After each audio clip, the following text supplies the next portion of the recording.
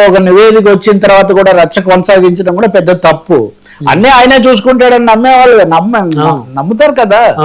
కాబట్టి నమ్మేవాళ్ళు ఎందుకు గొడవ చేస్తున్నారు అంటే 2 మాటలు ఎక్కువ మాట్లాడితే అయిపోతుందా? ఇప్పుడు ఆ నివేదిక ఏదో ఒకటి వచ్చింది, ఉన్నాయి వాళ్ళేమి క్లీన్ చిట్ ఇచ్చి అంత అద్భుతంగా ఉందని ఏం చెప్పలేదు కదా.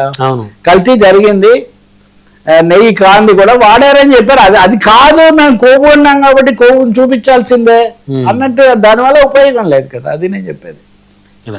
ఎందుకంటే అలా కూడా మాట్లాడుతున్నారు కొంతమంది.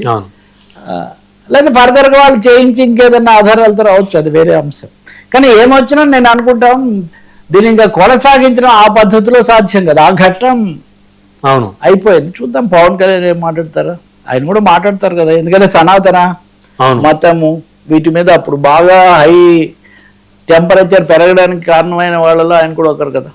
మరొక అంశం సార్, రంగంలోకి పవన్ కళ్యాణ్, నాగబాబు వ్యూహం, సేనలో అసంతృప్తి. నిన్న పవన్ కళ్యాణ్ ఢిల్లీ పర్యటనకి వెళ్ళారు, మనం ఆ విషయం మాట్లాడాము. ఆయన తర్వాత వచ్చారు, విశాఖపట్నం వచ్చారు. అక్కడ వాళ్ళ అమ్మగారి గౌరవ దీన్ని ఆయన అక్కడే చేస్తున్నారు, ఏదో జూలు వాటిలో జంతు విశాఖపట్నం పర్యటనలో విశాఖపట్నం పర్యటనలో ఉన్నారు. నిన్న వాళ్ళ పార్టీ కార్యకర్తలతో నాయకులతో కూడా సమావేశమయ్యారు. అయినప్పుడు ఈ విషయాలు కొంత చర్చించి ఎలా ఎదుర్కోవాలి, అలాగే జనసేన అరవ శ్రీధర్ వ్యవహారం ఏంటి, శాసనసభ జరగబోతుంది కాబట్టి శాసనసభ వ్యూహం ఏంటి, ఇలాంటి అంశాలు చర్చించారు. నాగబాబు కూడా అక్కడ ఉన్నారు చాలా రోజుల తర్వాత. నాగబాబు ఇది కూడా వినిపిస్తుంది. వాళ్ళు కూడా ఈ విషయంలో గట్టిగా ఎదుర్కోవాలి, వాళ్ళని వాళ్ళు సమర్థించుకుంటున్న పరిస్థితి నుంచి రావాలని అంతవరకు అనుకున్నారు. That is well and good. ఇంకా రెండో విషయం ఏమంటే రాష్ట్రం యొక్క మొత్తం అభివృద్ధితో పాటు జనసేన అభివృద్ధి గురించి కూడా మనం ఆలోచించాలి. జనసేనలో అసంతృప్తి అంటే మన బొలిశెట్టి సత్యనారాయణ వాళ్ళు ప్రధాన కార్యదర్శి సీనియర్ నేత పవన్ కు బాగా దగ్గరగా ఉంటాడు. చాలా రోజుల తర్వాత ఆయన వీడియో విడుదల చేశాడు. ఏమని అంటే మేము ఈ కూటమి గెలవడానికి దీనికి కీలక పాత్ర వహించాము.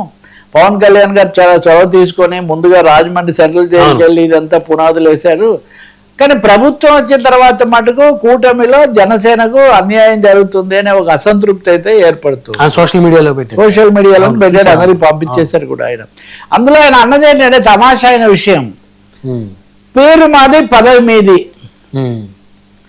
జనసేనకు 30% 23% ఇవ్వాలంటే ఇచ్చామంటున్నారు. జనసేన పేరుతో తెలుగుదేశం వాళ్ళకే దాదాపు వాళ్ళకి సంబంధించిన వాళ్ళకే ఇస్తున్నారు. ఇలా అయితే కార్యకర్తల్లో చాలా అసంతృప్తి వస్తుంది. ఇప్పుడే కాకుండా రేపు స్థానిక ఎన్నికలు వచ్చినప్పుడు కూడా వాటిలో గట్టిగా ఎదుర్కోవాలంటే కూటమిలో ధర్మం అంటారు, మిత్రధర్మం పాటించకపోవటం అన్నది చాలా అసంతృప్తికి దారి తీస్తుందని చాలా బహిరంగంగానే చెప్పారు. చెప్పేసి ఆయన అన్నారు సార్, వైజాగ్ పరిసర ప్రాంతాలు కాకుండా రాష్ట్ర వ్యాప్తంగా కూడా పరిస్థితి ఇదే ఉంది, అనేక మంది నాకు కాల్స్ చేస్తున్నారు. ఆయన రాష్ట్రం గురించే ప్రధాన కార్యదర్శే కదా.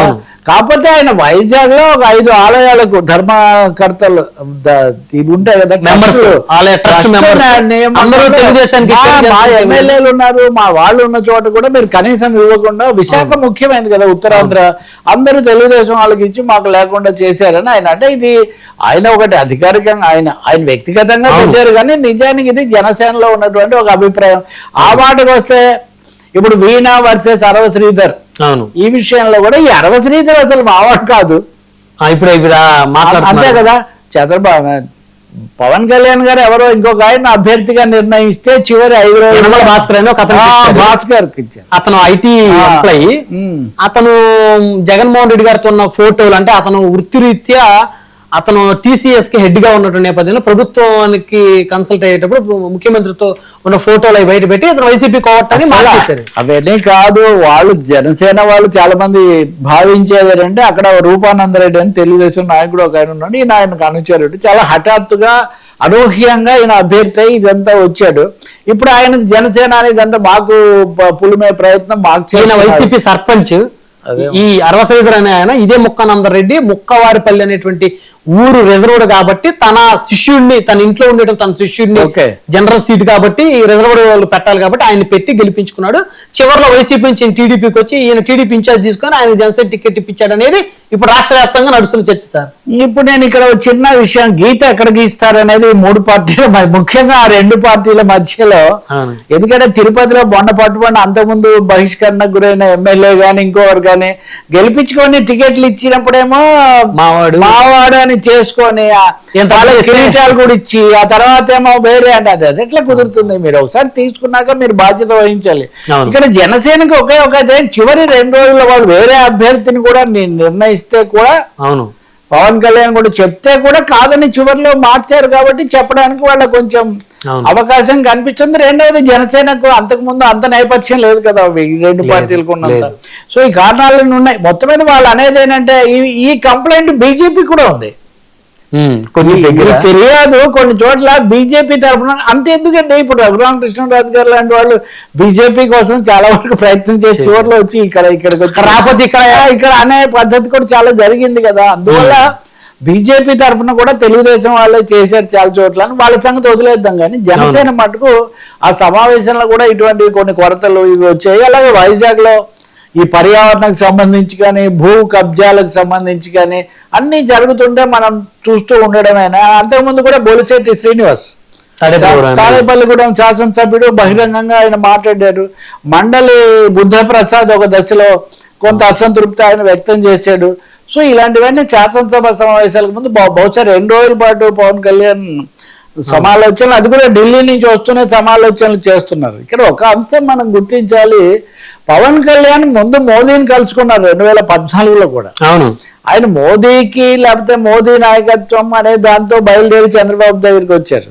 అవును అంతేగా డైరెక్ట్ గా చంద్రబాబు కాదు మోదీ మనిషే కదా. మొన్న కూడా 2024 ఎన్నికల్లో కూడా బీజేపీతో పొత్తు పెట్టుకున్నారు. మినిస్టర్లు ఆపోజిషన్ అయిపోగానే సంస్థలో కూడా కలిసి పోటీ చేశారు. అందువల్ల మోర్ క్లోజ్ ఎవరికి దగ్గర అంటే మేము బీజేపీకి, ఇంకా చెప్పాలంటే మోదీ గారి నాయకత్వానికి దగ్గర తప్ప అవును మేమేమి చంద్రబాబునే లేదా తెలుగుదేశం పార్టీనే ఇలాగ మోస్తూ ఉంటాం అనేది కూడా కాదు.